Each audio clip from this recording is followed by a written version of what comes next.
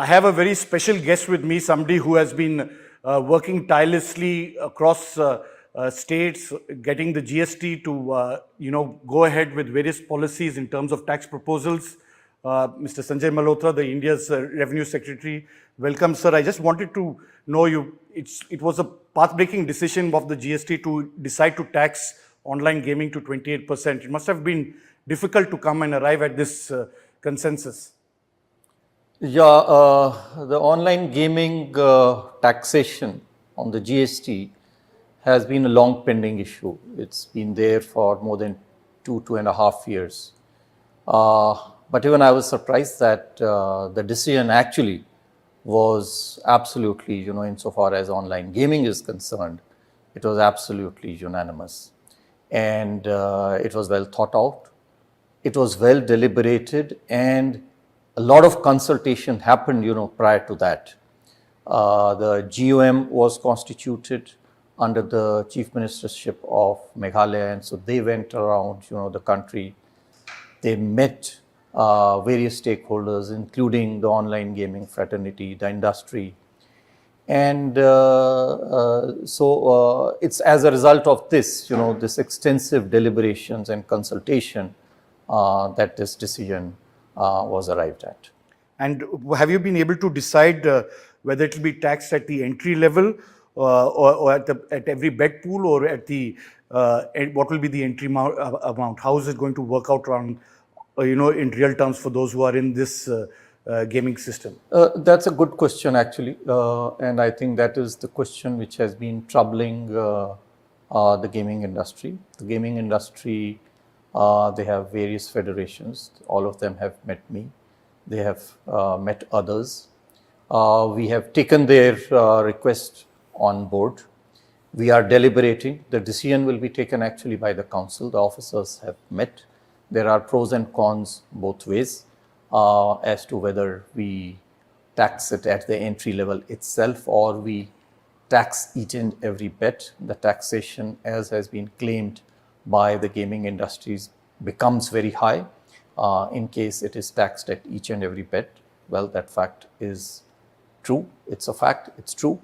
And that will certainly be taken into account when the final decision on this is taken. This is not for me to take this decision. This decision is actually to be taken by the council.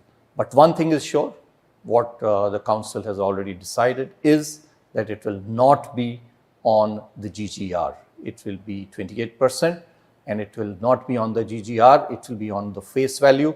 Now, whether the face value question that you have asked, whether that face value will be at entry level or whether it will be at each bet, that is a question which a final call will have to be taken by the council, and it will be taken shortly. And there are some who fear that there can be double taxation. Is that a correct fear in terms of the online gaming? It depends on how you look at it. If you look at it from a real money point of view, then well, yes. But if you treat virtual money in the form of tokens, chips, or whatever name you may give it, then and that virtual money is actually convertible into real money. And if one is looking at the virtual money being taxed, then it is not double taxation. But in terms of real money, then of course, yes. I mean, one can say that it is kind of a double taxation. Okay. The other issue, you have seen from your parent department, MeitY, which has been in consultation with you, same government, and you've heard Mr. Rajiv Chandrasekhar also speak about it, on the rules. There are a lot of concerns that they've raised. How far and where are you going to be able to meet, their concerns? Because after all, this is an intra-government issue. And ultimately, as you said, this was built with a lot of consensus at the GST with states. How are you going to address those concerns? Well, as of now, we have not got anything in writing from the. But you'll have had discussions. You'll have had informal. Yeah. Yes, I mean, we do interact with them. We were even in their interministerial committee, which had then finalized the regulations for the gaming industry. but we have not got anything in writing from them. As and when it comes, it will be looked into, it will be examined. However, I may say that they have been trying to distinguish between permissible games and games which are not perhaps permissible or recognized. Now, well, see, the games have to be permissible. If a game is not permissible, then it cannot be played. It cannot be played because it is not as per the law of the land. So it has to be as per the law of the land, and it has to be a permissible game. I think the moot question really is not whether a game is permissible or not, because a game has to be permissible. The question is as to whether the game is the purpose of the game. Whether the game is a sport, whether it is an entertainment, or whether it is a recreation, and how do you distinguish between these different kind of games. So the council has very consciously said and decided that games or sports which are not played for money are going to be taxed at 18%, whether they are online or they are offline. So those games continue to be taxed at 18% when they are not played with money or with stakes. For example, chess, if one is playing chess online or otherwise, then and one pays an entry fees to it, then there is going to be an 18% taxation. It's only those other games which are played for money that the taxation of 28% comes in. So it is this difference, I think, which is more important rather than whether a game is permissible or not. And I think that you'll be able to explain to the IT ministry and sort this out, because I mean, ultimately, I think there has been a lack of communication, I would suppose, that between the revenue and the MeitY on this concerns, because I think a lot of people are also sending memorandums not only to you, to the finance minister, to the prime minister, because they have those concerns. How do you? No, I have met the industry, and I think these concerns, their concerns, as I mentioned, will be taken on board, and we should be able to arrive at a solution which is acceptable largely to the all stakeholders. So there won't be a change on stand. That 28% will remain as per the GST Council. There won't be a change. As long as the GST Council doesn't decide otherwise, it will be 28%. Staying on the GST, sir, a lot of rationalization was expected, and it was meant to be a game changer for India in terms of increasing GDP. Somewhere down the line, it's been successful, and we see every year, every month when you give tax collections, we're nearly hitting the 2 lakh crore mark. So in a sense, it has really improved. But somewhere down the line, the common man still gets very badly affected, and there was that demand for rationalization. Do you see that happening in the immediate future, or you'll have to wait till the next general elections? A lot of work has already been done. There is a GUM on the rate rationalization, which looks at inverted duty structures. It looks at rate rationalization in general, and their last recommendation has been acted upon. The GUM right now is in for a restructuring or a reconstitution because of the change in government in Karnataka. As and when that happens, the GUM will restart its work, and basis that we can look forward to other changes. So when you say rate rationalization, how many slabs would you really envisage? Because right now there are around 4, and it can get complicated. That is for the GUM to take a call right now. I mean, there is no recommendation from the GUM. There is no work that has happened on this, so it will be a little premature for me to say. And won't happen immediately right now. It will take some time. Certainly, it will take some time. Yes. The other issue, sir, on GST is tax evasion, and I know you have been struggling and you're the tough man job who's trying to ensure evasion doesn't take place. Duplication of invoices that have taken place. But yet, you haven't succeeded in getting, even though there has been a huge evasion, only 10% has been, as you have said in Parliament, you have been able to collect. Why is that? What's the reason? I think the 10% that perhaps you are referring to is the 10% of the evasion. Because see, once evasion happens and money, moves It's so easy now to transfer money, because it's online, even through cash and otherwise. So once there is a tax evasion, it is very difficult to recover it. So the effort really has been and will be that the tax evasion does not happen in the first place. And so we are tightening our systems without, of course, in any way inconveniencing the honest taxpayers. So registration, a few decisions have been taken on registration so that the bogus firms do not, first of all, originate. And if they are there, then they are not able to create fake invoices. So a lot of decisions have been taken by the council. I'm pretty confident that in another 1 year or so, we should be able to, plug these, I would not call it loopholes, because these were certain flexibilities that we had given for the honest taxpayer when the GST was being rolled out, because we wanted it smoother for them. But now that the industry has become used to it, we'll tighten it so that the honest taxpayer is already used to it. He will not be put to any burden. But that flexibility which was being misused by the fraudsters, they will not be able to create and generate, fake fake invoices and pass on fake bills and evade taxes. So streamlining will take place, but difficult to retrieve the money that has already been evaded at the present.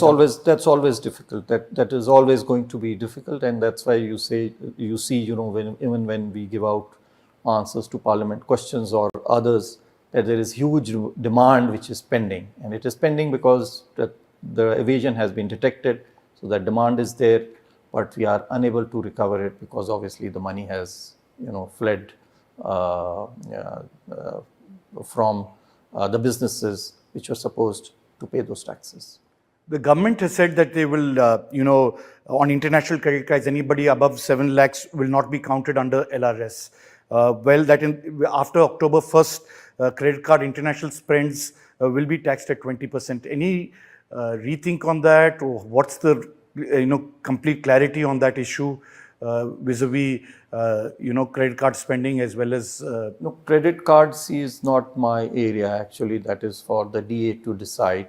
So credit cards as of now are any spends on credit cards outside the country are not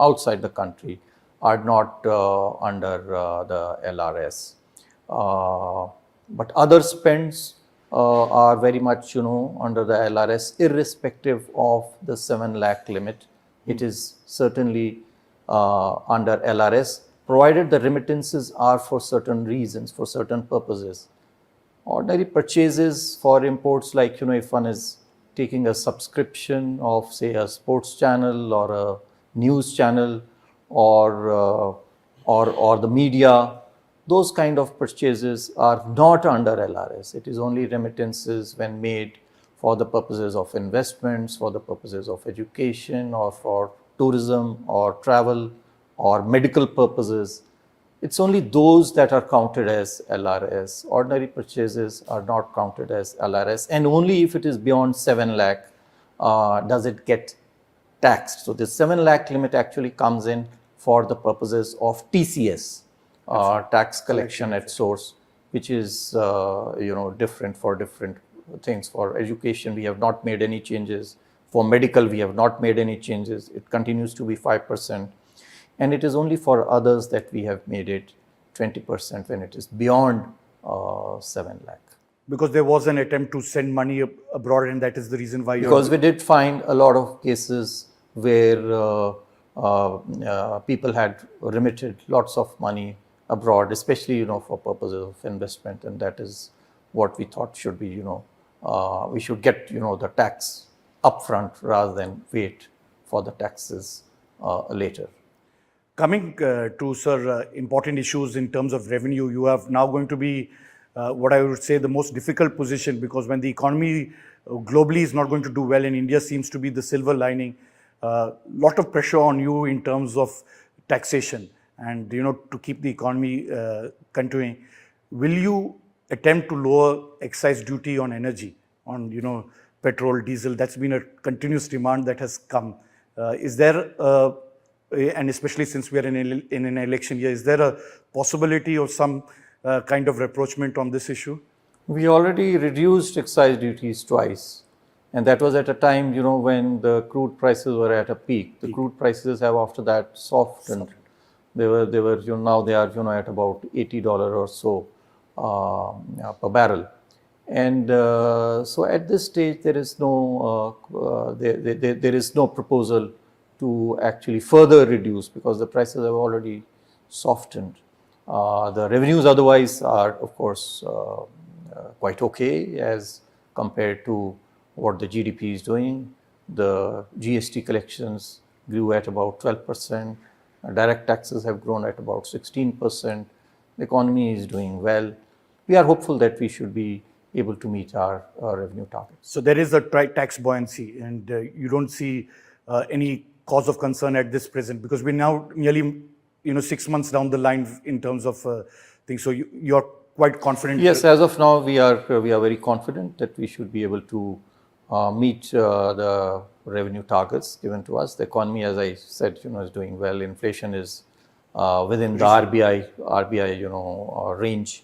The target band of 4 to 6%. It's within that, about 5%, 4.8%. And the current account deficit is good. The crude prices, are reasonable levels. And you don't need to lower energy, as you said. There's no need to. And there's no need, to now further lower the excise duties over there. So the economy is expected, more or less, the revenues are going to do, as well as, or slightly. I'll be happy, if we get a buoyancy of more than 1.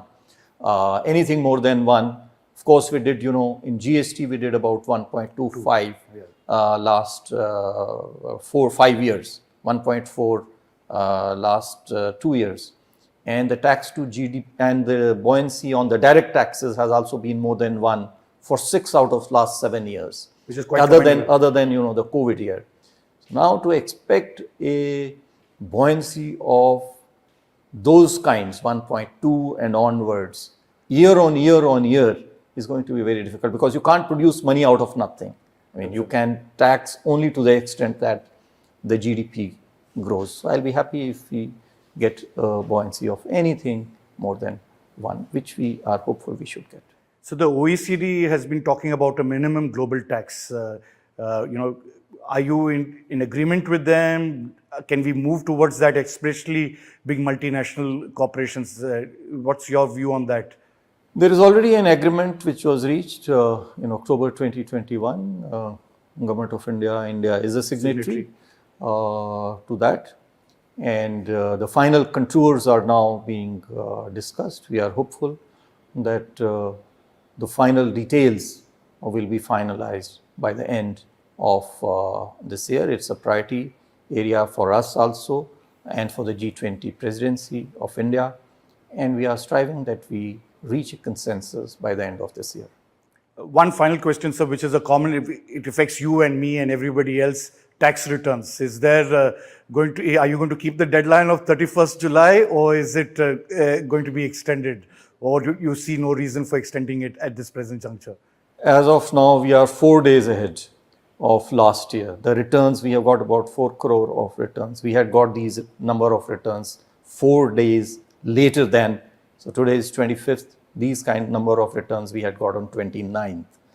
So we are already doing better than last year, and we don't see any reason why the deadline should be increased. So I'll urge, through your medium to all our taxpayers who are watching this program, that they should not expect any extension, and they should hurry up and they should file the tax returns and not to wait for the last day. Thank you. A pleasure to speak to you. Pleasure.